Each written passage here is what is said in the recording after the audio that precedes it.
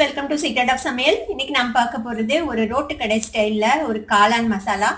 நம்ம எல்லாத்துக்குமே ஸ்ட்ரீட் ஃபுட்ஸ்னா ரொம்ப பிடிக்கும். ஆனால் அது சாப்பிட்றதுக்கு முன்னாடி 1008 யோசனை வரும். இது ஹெல்த்தியாக இருக்குமா, நல்ல எண்ணெயில் பொரிச்சிருப்பாங்களா அப்படின்னு 1008 கேள்வி வரும். ஆனால் நம்மளால ரெசிஸ்ட் பண்ண முடியாமல் நம்ம வந்துட்டு சாப்பிட்ருவோம்.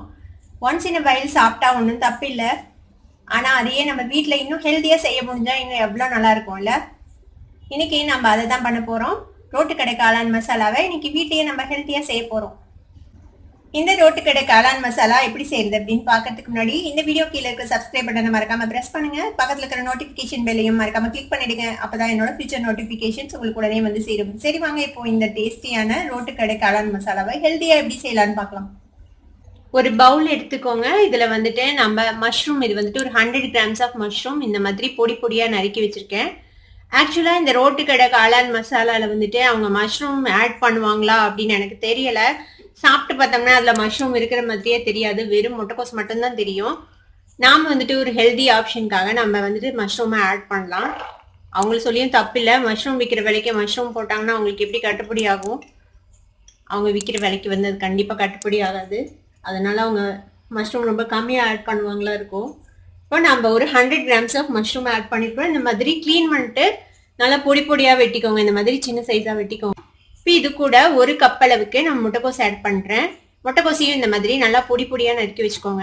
உங்களுக்கு வந்துட்டு மஷ்ரூம் இல்லைன்னா நீங்கள் ஒன்றும் கவலைப்பட வேணாம். மஷ்ரூமே இல்லாமல் நீங்கள் வெறும் முட்டைக்கோஸ் போட்டு இந்த காளான் மசாலா செய்யலாம். முட்டைக்கோஸ் போட்டால் அது காளான் மசாலாவா அப்படின்னு கேட்காதீங்க என்கிட்ட. கடையில் அப்படிதான் செய்கிறாங்க. காளானே போடாமல் தான் காளான் மசாலா செய்கிறாங்க. அதனால உங்ககிட்ட மஷ்ரூம் இல்லைன்னா நீங்கள் ஒன்றும் கவலைப்பட வேணாம். முட்டைக்கோஸ் போட்டு செய்யுங்க. ஒரு கப் முட்டைக்கோஸ் அதையும் இந்த மாதிரி பொடியாக நறுக்கி போட்டுக்கலாம். இது கூட ஒரு 1/2 டீஸ்பூன் அளவுக்கு இஞ்சி பூண்டு பேஸ்ட் சேர்த்திக்கலாம். ஒரு 1/2 டீஸ்பூன் கரம் மசாலா பொடி சேர்த்திக்கலாம். இது வந்து காஷ்மீர் சில்லி பவுடர். நான் வந்து கலருக்காக காஷ்மீர் சில்லி பவுடர் ஆட் பண்ணுறேன். அவங்க வந்துட்டு கடையில் ஆக்சுவலாக ரெட் கலர் போடுவாங்க. நம்ம கலர் போட வேணாம், அதுக்கு பதிலாக நம்ம காஷ்மீர் சில்லி ஆட் பண்ணிக்கலாம். இது ஒரு 1/2 டீஸ்பூன் அளவுக்கு ஆட் பண்ணிக்கலாம். இப்போ இதுக்கு தேவையான அளவுக்கு உப்பு சேர்த்திக்கலாம். ஒரு 1/2 டீஸ்பூன் அளவுக்கு உப்பு சரியா இருக்கும் இதுக்கு. இப்போ இதுல 2லேருந்து 3 டேபிள் ஸ்பூன் அளவுக்கு மைதா மாவு ஆட் பண்ணிக்கலாம். நான் இப்போ 2 டேபிள் ஸ்பூன் ஆட் பண்றேன். பார்த்துட்டு தேவைப்பட்டா மறுபடியும் கூட ஆட் பண்ணிக்கலாம். கூட ஒரு 1.5 டேபிள் ஸ்பூன் கார்ன்ஃப்ளவர் ஆட் பண்றேன், சோள மாவு. இப்போ இதை வந்துட்டு நல்லா மிக்ஸ் பண்ணுங்க. இதை நல்லா இப்படி நல்லா பிணைஞ்ச மாதிரி மிக்ஸ் பண்ணீங்கன்னா இதுல இருக்கிற தண்ணியிலேயே இது வந்து சரியா போகும். தேவைப்பட்டா கொஞ்சமா நம்ம தண்ணி சேர்த்திக்கலாம்.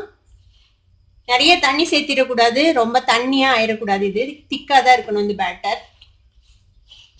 ஒரு சில மஷ்ரூம் வந்துட்டு ரொம்ப தண்ணி விடும். அந்த மாதிரி இருந்ததுன்னா நீங்க சுத்தமா தண்ணியை ஆட் பண்ண தேவை இருக்காது. இந்த மஷ்ரூம் அவ்வளவா தண்ணி விடல, அதனால நம்ம கொஞ்சமா தண்ணி ஆட் பண்ணிக்கலாம். இதுல இந்த மாதிரி ஸ்ப்ரிங்கிள் பண்ணி மிக்ஸ் பண்ணிக்கோங்க. அப்படியே ஊத்திட்டீங்கன்னா எச்சா போயிடும் தண்ணி.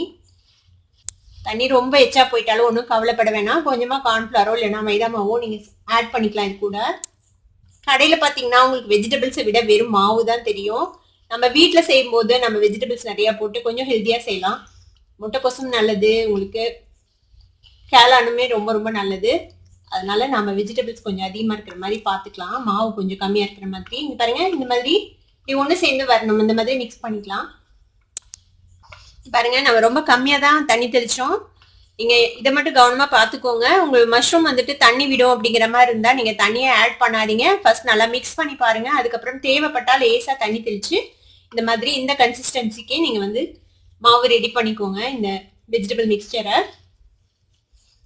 இப்போ நம்ம இதை வந்துட்டு பொரிச்சு எடுக்கணும். இப்போ ஒரு கடாயில வந்துட்டு டீப் ஃப்ரை பண்றதுக்காக எண்ணெய் விட்டு வச்சிருக்கேன். இப்போ நாம கலந்து வச்சிருக்கிறேன் இந்த மிக்சரை வந்துட்டு நம்ம பொரிச்சு எடுத்துக்க போறோம். இதை வந்துட்டு இந்த ஷேப்ல தான் போடணும் அப்படின்லாம் ஒண்ணும் இல்லை. நம்ம கடைசியில வந்து பிச்சு தான் போட போறோம் இதை.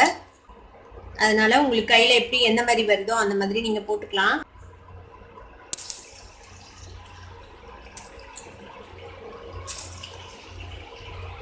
இந்த மாதிரி எடுத்து இந்த மாதிரி போட்டுக்குங்க. இப்போ இதை வந்துட்டு நல்லா டர்ன் பண்ணி 2 சைடும் நல்லா கிறிஸ்பியா இதை வந்துட்டு பொரிச்சு எடுத்துக்கலாம். உருண்டையா போட்டதை விட இந்த மாதிரி பிளாட்டா போட்டீங்கன்னா உங்களுக்கு டர்ன் பண்றது ஈஸியா ஃப்ரை ஆகும், எல்லா சைடும் ஈவனா. அதனால இந்த மாதிரியே போட்டுக்கோங்க. பாருங்க, இது நல்லா ஃப்ரை ஆயிடுச்சு. இப்போ இதை நம்ம எடுத்துடலாம். இந்த ஆயில ட்ரெயின் பண்ணிட்டு இந்த மாதிரி ஒரு டிஷ்யூ பேப்பர்ல வச்சிடுங்க. இந்த மாதிரியே நம்ம எல்லாத்தையும் பொரிச்சு எடுத்துடலாம். ஃபர்ஸ்ட் நம்ம இது எல்லாத்தையும் பொரிச்சு எடுத்தாச்சு. இப்போ வந்துட்டு இதை வந்து என்ன பண்ணலாம்னா இது பிச்சு பிச்சு போட்டுருணும். இந்த மாதிரி பீஸ் பீஸா இந்த மாதிரி பிச்சு போட்டுருங்க. இதுல பாருங்க நல்லா கிறிஸ்பியா இருக்கு. இந்த மாதிரி பிச்சு பிச்சு போட்டுருங்க. இங்கே பாருங்க இந்த மாதிரி எல்லாத்தையும் நம்ம பிச்சு போட்டு வச்சுட்டோம். இப்போ இதை எப்படி தாளிக்கலாம்னு பார்க்கலாம். ஒரு பேன் அடுப்பில் வச்சிருக்கேன். இதில் வந்துட்டு ஒரு 1/2 டேபிள் ஸ்பூன் அளவுக்கு எண்ணெய் விட்டுருக்கேன். நம்ம பொரிச்ச எண்ணெயிலேருந்தே கொஞ்சமாக எடுத்து விட்டுருக்கேன். இதில் இப்போ இதுக்கு தாளிக்கிறதுக்கு என்னென்ன எடுத்து வச்சிருக்கிறேன்னா இங்கே பாருங்க வெங்காயம், பெரிய வெங்காயம், ஒரு சின்ன சைஸ் வெங்காயம் தான் எடுத்துருக்கிறேன். இப்போ வெங்காயம் நிறையா போடுங்க அப்படின்னு சொன்னீங்கன்னா எண்ணெயெல்லாம் திட்டுவீங்க. நான் அதிகமாக போடலை. ஒரு சின்ன சைஸ் வெங்காயம் இந்த மாதிரி வெட்டி வச்சிருக்கேன். ஒரு பச்சை மிளகாய் இந்த மாதிரி ஃபைனாக சாப் பண்ணி வச்சுக்கோங்க. கொஞ்சமாக கருவேப்பிலை.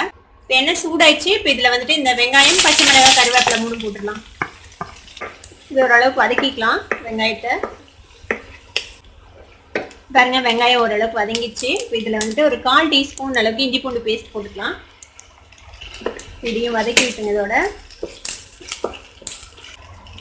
இது கூடவே ஒரு 1/4 டீஸ்பூன் அளவுக்கு கரம் மசாலா பொடி சேர்த்திக்கலாம். கலருக்காக காஷ்மீர் சில்லி பவுடர் ஆட் பண்ணுறேன். ஒரு 1/4 டீஸ்பூன் அளவுக்கு காஷ்மீர் சில்லி பவுடர். இதையும் இதோட சேர்த்து மிக்ஸ் பண்ணி விட்டுருங்க. இந்த மசாலாவுக்கு தேவையான அளவுக்கு மட்டும் உப்பு சேர்த்திக்கலாம். கொஞ்சமாக சேர்த்திங்கன்னா போதும். நம்ம சாஸ்லாம் ஆட் பண்ண போகிறோம். அதுலேயும் உப்பு இருக்கும். இப்போ இது கூட ஒரு டேபிள் ஸ்பூன் அளவுக்கு டொமேட்டோ சாஸ் எடுத்து வச்சிருக்கிறேன். இந்த டொமேட்டோ சாஸ் ஆட் பண்ணிடலாம். அதில் ஒரு 1/2 டீஸ்பூன் சோயா சாஸ் எடுத்து வச்சிருக்கிறேன். சோயா சாஸ் இதில் ஆட் பண்ணிடுங்க. இதெல்லாம் ஆட் பண்ணிங்கன்னா தான் அந்த எக்ஸாக்டாக உங்களுக்கு கடையில் கிடைக்கிற மாதிரி அந்த டேஸ்ட் வரும். இப்போ இதில் ஒரு 1/2 கப் அளவுக்கு தண்ணி ஆட் பண்ணிக்கலாம். இப்போ இது நல்லா கொதிக்கிட்டோம் ஒரு 2 நிமிஷம். இப்போ உப்பு செக் பண்ணிக்கோங்க. தேவைப்பட்டா நீங்கள் ஆட் பண்ணிக்கலாம். நம்ம பொரிச்சு எடுத்ததையும் உப்பு சேர்த்திருக்கோம். அதை கணக்கில் வச்சு டெஸ்ட் பண்ணி போட்டுக்கோங்க தேவைப்பட்டதுன்னா.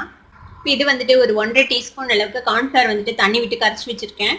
இப்போ இது வந்துட்டு அந்த ஒரு கொல கொலன்னு இருக்கும்ல அந்த கேலான் மசாலா, அதுக்காக அந்த கன்சிஸ்டன்சிக்காக நம்ம இதை ஆட் பண்ணுறோம். இதையும் சேர்த்து நல்லா மிக்ஸ் பண்ணி விட்டுருங்க. பாருங்க நல்லா திக்காயிடுச்சு. இப்போ இதில் நம்ம பிச்சு வச்சிருக்கிற பொரிச்சு எடுத்ததை போட்டுடலாம்.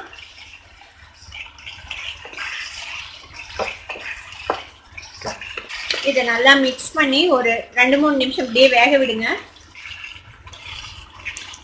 வேணா நீங்கள் வந்துட்டு இப்படி கரண்டியில் வந்துட்டு லைட்டாக மேஷ் பண்ணி விட்டுங்க. ரொம்ப திக்காக தெரிஞ்சதுன்னா நீங்கள் கொஞ்சமாக தண்ணி ஆட் பண்ணிக்கலாம் தேவைப்படுச்சுன்னா.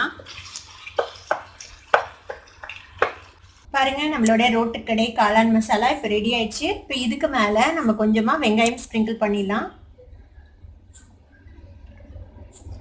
உங்ககிட்ட கார்ன்ஃப்ளேக்ஸ் இருந்துச்சுன்னா அதுவும் போடலாம். அது போட்டு தான் கொடுப்பாங்க கடையில். இதுக்கு மேலே கொஞ்சமாக கொத்தமல்லி தழை தூக்கிடலாம். நம்மளுடைய சூப்பரான ரோட்டு கடை காளான் மசாலா இப்போ சூப்பராக ரெடி ஆயிடுச்சு. ரொம்ப ஹெல்த்தியாக. இதை உங்கள் வீட்லையும் ட்ரை பண்ணி பார்த்துட்டு எப்படி இருந்தது அப்படின்னு எனக்கு கமெண்ட்ஸில் ஃபீட்பேக் கொடுங்க. இந்த வீடியோ உங்களுக்கு பிடிச்சிருந்ததுன்னா சப்ஸ்கிரைப் பண்ணுங்க. பக்கத்தில் இருக்கிற பெல் ஐக்கானை கிளிக் பண்ணுங்க. அப்போ தான் என்னோட நோட்டிஃபிகேஷன்ஸ் உங்களுக்கு வந்து சேரும். லைக் பண்ணுங்க, ஷேர் பண்ணுங்க. தேங்க்யூ ஃபார் வாட்சிங் this video viewers. Bye by.